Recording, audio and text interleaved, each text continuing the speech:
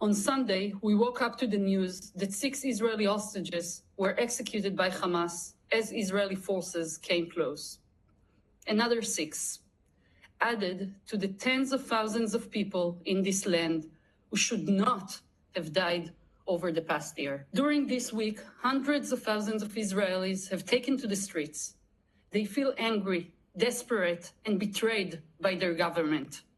They have understood that the Israeli government does not want to return the hostages in a deal, but to continue the war indefinitely. To understand the Israeli government's criminal conduct over the last 11 months, you have to understand the overall goal of this regime.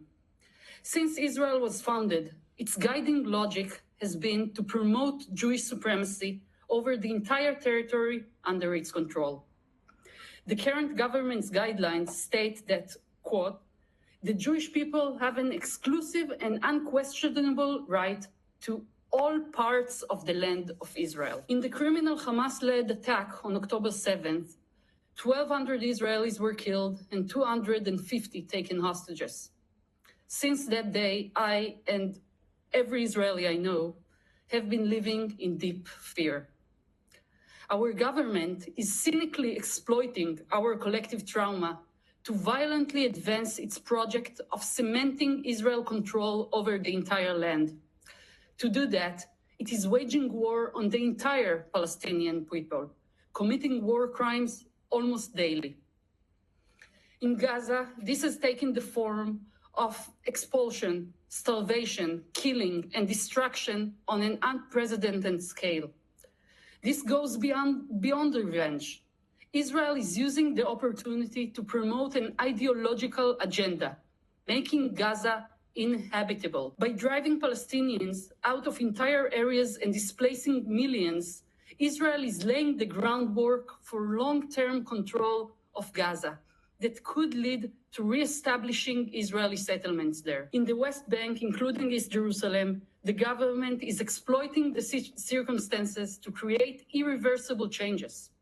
Since October, Israeli forces have killed 640 Palestinians there, including at least 140 minors. Settlers are attacking Palestinians and carrying out pogroms in broad daylight with support from the government.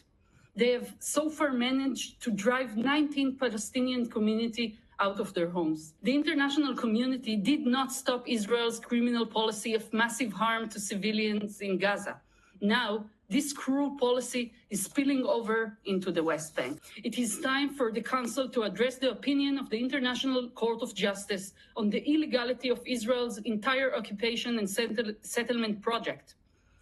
Every day that this Council does not act on the Court's call to end the occupation and apartheid is another day you are abandoning us, the people of this land, who are suffering and dying in tens of thousands needlessly under a cruel and unjust apartheid regime.